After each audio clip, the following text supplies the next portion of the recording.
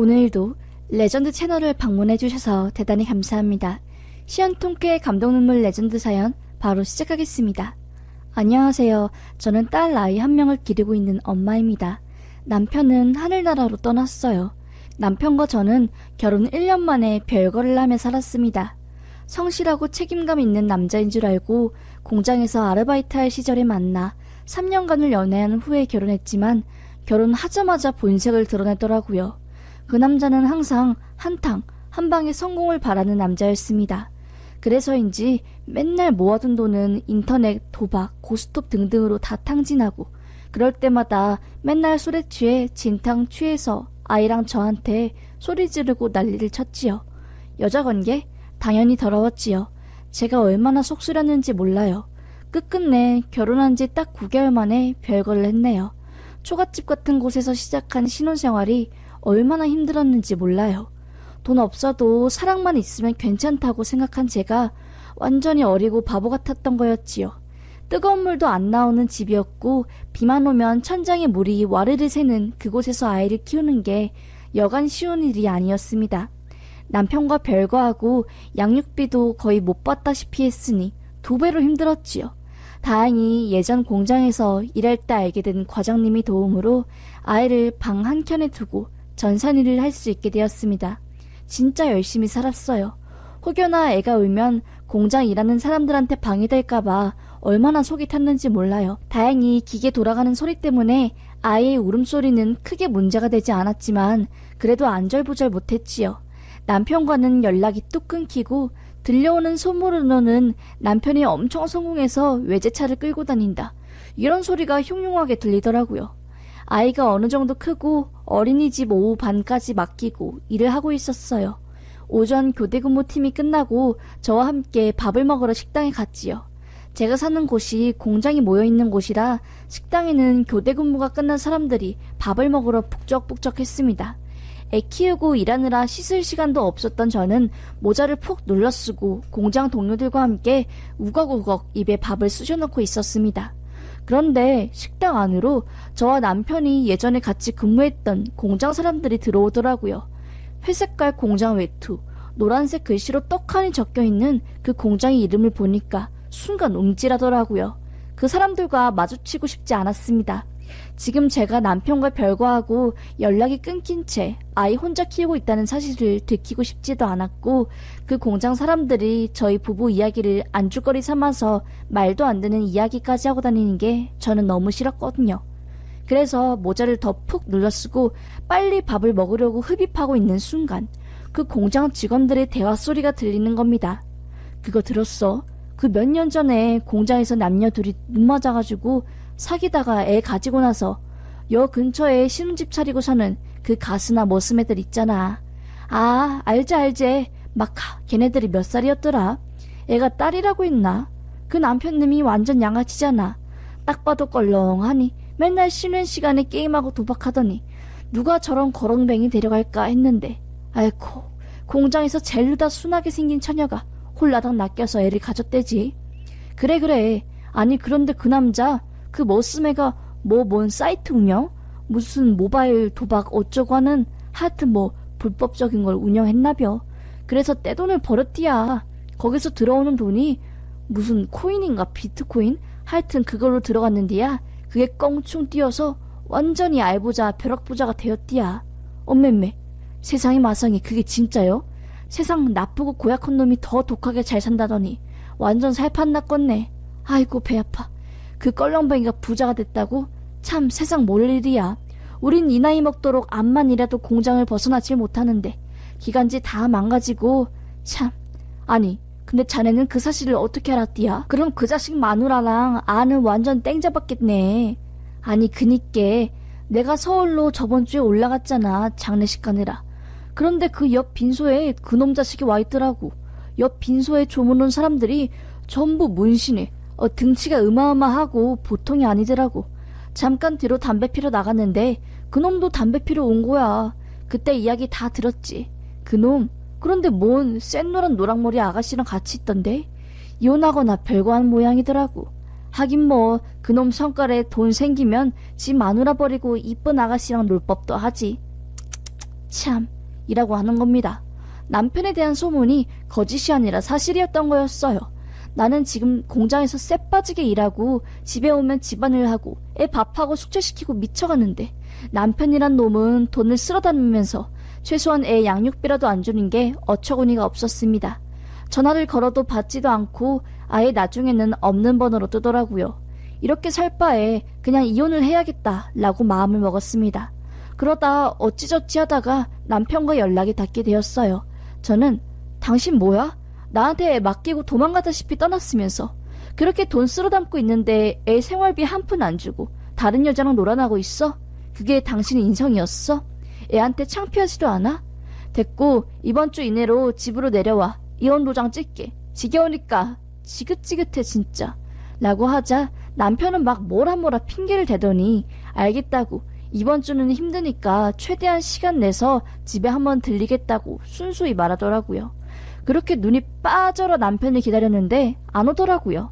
한 달, 두 달이 지나도 연락은 없고 집에 오지도 않고 인내심이 머리 폭발할 지경이었습니다. 그리고 반포기 상태로 있었는데 6개월째 되는 날 남편이 완전 상그지. 그러니까 얼굴은 어디서 얻어맞았는지 퉁퉁 붓고 몸은 어디 석탄에서 굴렀는지 까만 가루랑 먼지들로 새까맸습니다. 일 끝나고 애 데리고 집에 도착했는데 온 집안의 물건들이 다 나와있고 새까만 신발 자국이 나있길래 깜짝 놀라서 누구야? 라고 하니까 그 안에서 남편이 나오더라고요. 정말 윗동네에서 나무 먹고 살고 있는 꽃거지인 줄 알았습니다. 저는 아니 당신 뭔 불법 사이트 운영하면서 돈 쓸어 모았다며. 당신 이야기 이 공장 바닥에서 알 사람은 다 알던데 도대체 어떻게 된 거야? 벼락부자 됐다면서 지금 꼴이 왜 그래 대체? 라고 말하자 남편은 여보 나 지금 너무 급하거든. 긴 말은 나중에 하자. 응? 이혼 이야기는 나중에 내가 지금 하고 있는 일 해결되면 다시 이야기하는 걸로. 그리고 만약에 이 집으로 사람들이 찾아와서 나 어딨냐고 물으면 절대 모른다고 하고 연락 안 한 지 몇 년 지나서 행방도 모른다고 해야 해. 알겠지? 집 절대 문 함부로 열어주지 말고 꼭 이 집 털리면 난 끝이야. 알겠지? 라는 말을 남기고 허겁지겁 집 밖으로 나갔어요. 저는 뛰쳐나가는 남편의 등에 대고 도대체 어떻게 된 일이야? 이게 무슨 일인데? 말을 해야 할 거 아니야. 정말 미치겠네. 라고 외쳤습니다. 그게 남편을 본 마지막 순간이었습니다. 그리고 몇 달 뒤 경찰서에서 저를 찾는 연락이 왔어요. 형사님이 혹시 땡땡땡 아내 되십니까? 네 맞는데요. 왜 그러세요? 라고 하자 형사는 지금 남편분 사망하셨으니까 빨리 서로 오셔서 간단한 조사랑 사망 처리 확인해 주세요. 라는 겁니다. 저는 너무 깜짝 놀라서 이게 무슨 일인가 싶었어요. 저희 집에서 3시간이나 떨어진 낯선 지역에서의 남편의 사망 소식이 들려오다니 이상했어요. 어쨌든 저는 그곳으로 갔지요. 경찰서에 가서 형사님이 말을 통해 엄청난 사실을 알게 되었습니다. 알고 보니 남편을 필두로 불법 도박 사이트 같은 걸 운영했는데 남편이 그 운영 사이트를 공범 몰래 매각하고 그 매각금을 현금과 금 등으로 챙겨서 도망간 거였답니다. 그러다 한번 잡혀서 매각금 대부분을 털리고 거의 초토화가 될 뻔하다가 다시 탈출해서 나머지 매각금을 이리저리 숨기다가 완전 거지꼴이 되어서 저희 집에 잠깐 들린 거였어요. 조직들을 배신했으니 얼마나 사람들이 눈에 불을 켜고 남편을 찾으려고 했겠어요. 남편이 숨어있다가 장소를 들키고 도망치다가 트럭에 치여서 바로 즉사한 거였습니다. 그냥 이 모든 게 너무 놀라웠고 당황스러웠어요. 슬픈 감정보다는 이게 실화가 맞나 싶었습니다. 경찰 쪽에서도 안 그래도 이 사이트 관련 수사가 시작되었는데 남편분 사망으로 남편분에 대한 수사는 종료되었다고. 그리고 혹시라도 남편분에게 범죄로 생긴 수익금을 받은 게 있으면 실토해야 한다고 나중에 처벌받는다고 추궁하니까 저는 말했죠. 절대 없다고. 우리 집 한번 와 보시라고. 거의 쓰러져가는 초가집에 화장실에서는 뜨거운 물도 안 나오고 비 오면 물 새고 그런 집에 살고 있다고. 공장에서 일하느라 손톱 사이에 여자가 기름때가 껴있고 하루에 샤워는 3번을 해도 기름 쩐내가 안 빠진다고. 억울하다면서 통장 까보라고 막 했지요. 그리고 남편 장례 치르면 조직 사람들이 와서 횡패 부릴 수도 있을 것 같다는 충고를 받고 장례 안 치르고 남편 바로 화장시켰어요. 사는 내내 위태위태 하루살이처럼 살더니 정말 하루살이처럼 반짝하고 가는구나 싶었습니다. 오만정이 다 떨어진 사람이라 죽었다는 말을 들었을 때도 생각보다 무덤덤하더라고요. 그냥 애를 어떻게 키워야 하나, 어떻게 하면 이 지긋지긋한 가난에서 벗어날 수 있을까, 이 생각뿐이었어요. 남편의 사망 소식이 예전 공장 일하던 사람들의 귀에까지 들어갔고 소문은 일파만파로 퍼져나갔습니다. 뭐 도박하다가 손이 날아갔다, 조폭들한테 잡혀서 산에 못 쳤다 등등 말도 안 되는 이야기로 퍼져나갔고 주변에서 절 걱정하는 목소리들이 들렸습니다. 저는 괜찮다고 신경 안 쓰셔도 된다고 하며 제 일을 해나갔어요.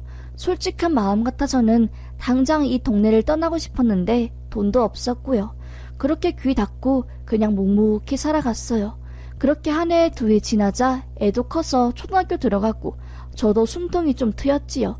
그렇게 지내던 중 저희 집에 홍수 피해로 침수가 되었어요. 워낙 허름한 집이고 거의 몇십 년 전에 만들어진 곳이라서 곳곳이 문제였는데 비 올 때마다 대충 테이프랑 석고로 땜빵한 게 물폭탄이 터지니까 천장이 뚫리고 바닥 배수가 막히면서 완전 물바다가 되었어요. 이불이며 애 옷이며 할 거 없이 전부 흙탕물에 둥둥 떠다녔고 진짜 아수라장 그 자체였습니다. 저는 허리까지 물이 차올라서 감전의 위험이 있음에도 불구하고 집에 들어가 물건을 챙겼습니다. 그렇게 홀딱 젖은 몸으로 간신히 동네 체육관에 마련된 임시 거처에서 비가 그칠 때까지 기다렸어요. 정말 이틀 내내 비가 억수로 내리더니 언제 그랬냐는 듯이 반짝 해가 뜨더라고요. 물이 빠진 집을 들어갔는데 정말 재앙 그 자체였습니다. 집 안에는 전부 흙들이 들어와 있고 난리도 아니었어요. 지원 나온 사람들과 함께 종량제 봉투에 물건들을 담기 시작했습니다. 그런데 저쪽 뒤에 있는 작은 창고에서 지어놓은 분이 소리치는 겁니다. 이거 녹색깔 나무 상자 뭐예요? 엄청 무거운데 이거 버려요? 아님 빼놓을까요? 하길래 후다닥 가서 뭔데? 하고 보았지요. 처음 보는 건데 그냥 버려요 라고 하려다가 아니 일단 여기 냅둬요 하고 한쪽에 두었어요. 대충 물건 정리하고 흙들 쓸어내고 닦고 하니까 좀 낫더라고요. 그렇게 사람들이 다 가고 저는 남은 물건들을 다시 정리했어요. 그런데 아까 본 초록 상자가 자꾸 생각나는 겁니다. 뒷창고로 가서 그 초록함을 연 순간 저는 깜짝 놀랐습니다. 금괴들이 가득 차 있는 거예요. 아니 이게 뭐야? 가짜야 진짜야? 도대체 뭐야? 하고 어벙벙 해 있는데 그 비늘 안에 남편이 써놓은 메모장이 있는 겁니다. 만약에 이걸 여보가 봤으면 난 이 세상에 없을 거야. 내가 이번에 사이트 판돈의 일부로 바꾼 금괴니까 내가 죽으면 이걸로 애랑 같이 살아. 솔직히 여보가 이걸 안 발견하고 내가 끝까지 살아서 이 금괴를 다시 찾았으면 좋겠지만 모르겠다. 그동안 못해줘서 미안하고 내 애 책임져줘서 고마워. 미안하고 사랑하고 라는 말이 써있는 거였습니다. 알고 보니 남편이 꽃거지가 되어 집에 들어온 그날 뒷창고에 범죄 수익금 일부를 감춰놓고 도망간 거였어요. 그것도 모르고 그때 금 시세보다 지금 시세가 거의 배로 올랐으니 이 돈으로 아이 대학까지 보낼 수 있겠다 싶었지요. 그러면서 이 사람한테 미안하면서도 이게 뭐냐고 묻고 싶더라고요. 세상에 살아있지를 않으니 묻지도 못하고 그렇게 저는 남편이 남겨놓은 걸로 초가집에서 나와 그 동네를 벗어날 수 있게 되었습니다. 공장이 질비한 곳이라 애 교육과 건강에도 안 좋았고 더구나 저도 항상 공장 사람들이 안주거리로 오르락 내리락 했기에 눈치가 많이 보였어요. 죽은 남편이 남겨놓은 것을 침수로 인해 기적처럼 발견해서 수도권 외곽으로 올라가 지금은 살고 있습니다. 부모님도 아무도 모르게 그렇게 남편이 남겨둔 금괴를 판 돈으로 조금씩 생활비에 보태서 쓰고 있네요. 며칠 전 다락방에서 금괴가 발견되었다는 뉴스를 보고 나 같은 일이 나에게만 일어나는 게 아니구나 하는 마음에 이렇게 글을 쓰게 되었습니다. 사람 사는 게 뭔지 아무리 돈 많아도 죽으면 쓰지도 못하고 참 착잡하네요. 공술의 공수어인 인생 욕심내지 않고 큰돈 생겼다고 방방거리지도 않고 그냥 딸 아이랑 죽을 때까지 평범하게 살다 가렵니다. 평범하게 사는 것도 그 무엇보다 힘들지만요. 저는 오늘도 힘내서 살아가야겠지요. 그럼 제 사연 읽어주셔서 감사합니다.